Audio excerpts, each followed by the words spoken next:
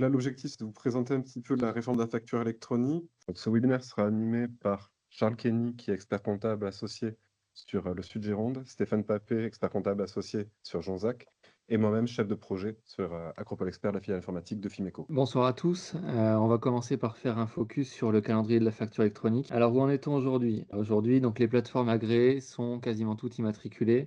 On en dénombre à peu près, plus d'une centaine. Autre point sur, l'avancement du calendrier, l'annuaire a été publié. Alors qu'est-ce que c'est l'annuaire? L'annuaire, c'est, comment dirais-je? Le registre qui va répertorier l'ensemble des entreprises via leur numéro SIRET et qui également répertoriera les plateformes agréées auxquelles ces entreprises auront adhéré.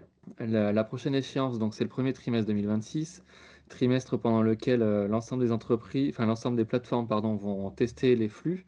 C'est-à-dire en fonction, de l'annuaire, elles vont commencer à émettre et recevoir des flux, voir si l'interopérabilité se fonctionne bien entre les plateformes. Ce qui est à retenir principalement, ce sont les 2 prochaines échéances, pardon, de septembre 2026 et septembre 2027. C'est celles qui nous concernent nous et qui vous concernent vous. Donc septembre 2026, on est sur un calendrier au plus tard, c'est-à-dire que si vous voulez prendre la démarche d'adhérer à une plateforme agréée auparavant et tester les flux avant le 1er septembre 2026, libre à vous de faire le nécessaire. Donc à partir du 1er septembre 2026, toutes les sociétés, toutes les entreprises qui sont assujetties à TVA devront être en mesure de recevoir les factures électroniques. Autre élément, l'ensemble des grandes entreprises, donc c'est-à-dire celles qui ont plus de 250 salariés, qui font plus de 43 000 € de bilan ou 50 millions de chiffre d'affaires, devront être en capacité d'émettre des factures électroniques. La dernière échéance, donc ce sera le 1er septembre 2027, et à cette échéance-là, ce seront l'ensemble des entreprises assujetties à TVA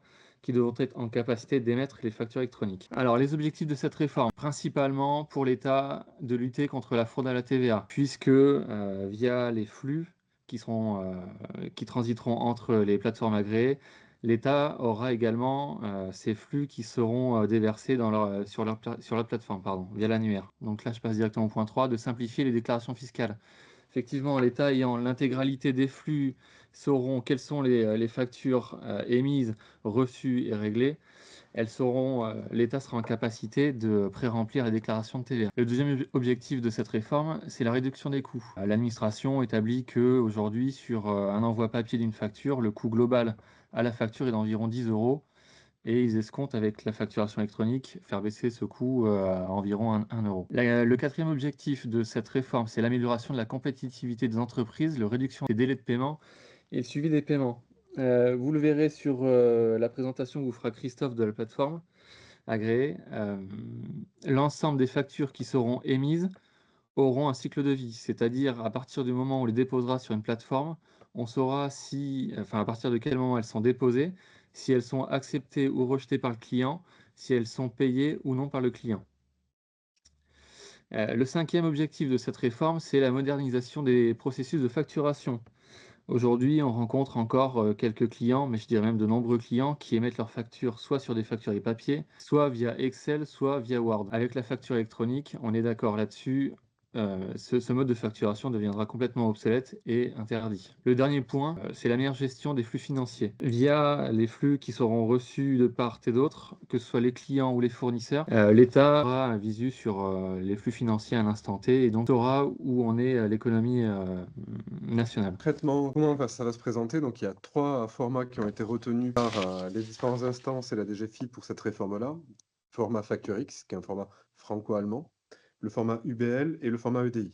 Là, l'exemple que je vous donne, donc c'est un format FactureX. Qu'est-ce que c'est? C'est un PDF dans lequel on a inséré un petit fichier XML qui est un fichier structuré, qui va contenir l'ensemble des informations de la facture de manière structurée dans un format informatique qui va pouvoir être lu et interprété. On va retrouver par exemple les informations de l'émetteur, les informations du récepteur et le détail, le contenu complet de la facture avec le prix d'achat, avec le prix de vente, la TVA, etc. Donc, une facture qui est émise sur Word ou Excel transformée en PDF n'est pas une facture au format Facture X ou une facture format électronique, parce que c'est bien un fichier qui va encapsuler à l'intérieur ce petit fichier d'accompagnement qui est un XML et qui va être interprété par les différents acteurs qu'on va aller voir juste après. Bonsoir à tous. Donc maintenant qu'on sait ce qu'est une facture électronique, comme nous l'a présenté Christophe, un fichier PDF dans lequel est encapsulé un petit fichier informatique lisible par des plateformes agréées, on va en identifier et en traduire tout son parcours de cette facture. Pour cette facture électronique, cette mise en place, ça passe par des plateformes électroniques, c'est un des acteurs, mais le premier acteur, ça va être des solutions compatibles. Vulgairement, c'est un logiciel de facturation ou un logiciel de caisse. Quand on insiste sur les solutions compatibles, il faut que ça soit compatible avec les plateformes agréées. Word n'est pas une solution compatible, Excel n'est pas non plus une solution compatible, c'est les logiciels de facturation tels qu'ils sont déjà présents, ainsi que les logiciels de caisse. Quand vous allez faire une facture sur un logiciel de facturation compatible, ça va envoyer l'information automatiquement à une plateforme agréée auquel vous aurez déjà adhéré au préalable grâce à votre numéro SIRET. On aura identifié la plateforme agréée sur laquelle vous êtes identifié et du coup, cette facture va suivre un chemin automatiquement. Elle va être envoyée au client final. On pourra identifier au travers de sa plateforme agréée qui elle-même détiendra le numéro SIRET de votre client. Donc en fait, grâce à votre numéro SIRET et à celui du client, les factures pourront passer d'une plateforme agréée à l'autre pour que chacun puisse les consulter. Au milieu de tout ça, bien sûr, il y a l'administration fiscale qui ne manquera pas d'en prendre une copie, savoir dans quelle entreprise c'est une recette et dans quel contexte la TVA doit être collectée et déduite. Ça peut paraître fastidieux comme ça, finalement c'est assez simple. Chacun a un portail sur lequel est connecté son logiciel de caisse ou son logiciel de facturation et ça permet de transiter les factures d'un client à un fournisseur avec un visuel pour l'administration fiscale à tout moment. On va évoquer les deux cas les plus courants. Vous êtes une entreprise, vous avez un logiciel de facturation et vos clients sont aussi des professionnels qui ont aussi un numéro SIRET. Vous établissez une facture, elle est connectée à votre plateforme agréée et votre plateforme agréée envoie automatiquement votre facture.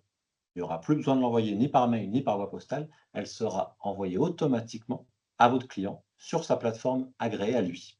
Il recevra une notification qui lui permettra de se connecter sur sa plateforme agréée, dire qu'il a reçu la facture et vous la payez. Et vous d'ailleurs, vous pourrez être au courant quand celle-ci sera payée, puisque comme l'a dit Stéphane précédemment, chaque facture aura un cycle de vie qu'on pourra suivre sur chacune des plateformes agréées. Ça, c'est le cas où votre client il a un numéro SIRET parce que c'est un professionnel. Deuxième cas qui peut se retrouver de manière assez courante, euh, votre client est un particulier. Le particulier, il n'a pas de numéro SIRET. Dans ce cas, votre logiciel de caisse, lui, il transmet l'information à la plateforme agréée de votre chiffre d'affaires de manière récurrente, en fait tous les 10 jours, et il enverra ce chiffre d'affaires et du coup cette TVA collectée à l'administration fiscale. Lui, le client, continuera à recevoir son ticket sous la forme d'un ticket de caisse ou d'une facture, comme vous le faites déjà actuellement. Comme ça, dans les deux cas, l'administration fiscale aura un visu sur votre chiffre d'affaires et votre TVA. Et là, ça s'applique aussi aux clients internationaux. Le professionnel à particulier fonctionne aussi pour les clients internationaux, tout ce qui n'est pas français, puisque les clients internationaux n'ont pas de numéro SIRET. Pourquoi faut-il favoriser la paix de votre cabinet? Ça nous paraissait important de faire un focus sur ce point, puisque bon nombre d'entre vous, vous commencez à être démarchés par, les banques ou vos éditeurs de logiciels et ça nous paraissait important de rappeler qu'au quotidien, quand vous déléguez notamment la saisie et les déclarations de TVA, ce sont vos collaborateurs comptables et experts comptables qui gèrent les factures au quotidien et donc pour éviter, d'avoir à se connecter sur de multiples plateformes agréées et de perdre du temps, de multiplier les interlocuteurs, de ne pas maîtriser chaque plateforme agréée, il nous paraît complètement opportun de favoriser notre plateforme afin de centraliser l'ensemble des flux sur un seul et même endroit et éviter les multiples manipulations qui pourraient d'une part être coûteuses et d'autre part, fastidieuse. J'attire aussi votre attention sur le fait que les plateformes qui vous sont proposées actuellement par d'autres partenaires ne correspondent pas non plus à l'ensemble des services que vous pourriez attendre. J'entends par ça, le fait qu'une plateforme puisse émettre mais ne pas recevoir ou, ne soit pas dans la légalité en termes de conservation des documents, c'est-à-dire qu'il faut conserver les documents plus de 10 ans. Donc voilà, c'était important pour nous de faire ce focus et de rappeler qu'aujourd'hui, on maîtrisera la plateforme agréée et qu'il paraît opportun de passer par notre plateforme. Ce qu'il faut voir aussi, c'est que cette réforme-là a un double enjeu. Ça va permettre d'avoir accès à certaines données de la facture qui vont permettre de mettre en place un certain nombre de choses. Certains modules qu'on va pouvoir vous proposer, par exemple des circuits de validation, de l'achat documentaire, c'est-à-dire je reçois un devis, un bon de commande, bon de livraison et ma facture finale, et je vais pouvoir chaîner l'ensemble des documents et pouvoir contrôler que l'ensemble des documents correspondent bien à ce que j'ai signé. Il va y avoir toute une partie de GED, de classement de documents, des modules de paiement client-fournisseur. À un seul clic, vous allez pouvoir envoyer un lien de paiement à votre client. Votre client, une fois qu'il a payé, ça se met directement à jour sur la plateforme et ça, là, avec le statut de paiement de la facture. Une reconnaissance et de l'intelligence artificielle, c'est-à-dire que tout le contenu de la facture, comme ça va être du format normé, On va pouvoir vous proposer de rechercher certaines informations dedans, vous proposer des suivis de trésorerie, des tableaux de chiffre d'affaires, enfin, toute la data qu'on va pouvoir exploiter directement dans vos factures et le tout de manière collaborative avec vous, votre cabinet et si vous avez d'autres utilisateurs sur votre structure. Il faut vraiment voir cette réforme-là comme, une opportunité pour mettre en place des nouveaux process, mettre en place des nouveaux services et pouvoir, tirer pleinement parti de cette réforme-là et en faire un enjeu plutôt qu'une contrainte. Les prochaines étapes, donc pour surenchérir à ce que vient de dire Christophe, effectivement, ça s'impose à nous, hein, à vous, à nous, à tout le pays, cette facture électronique.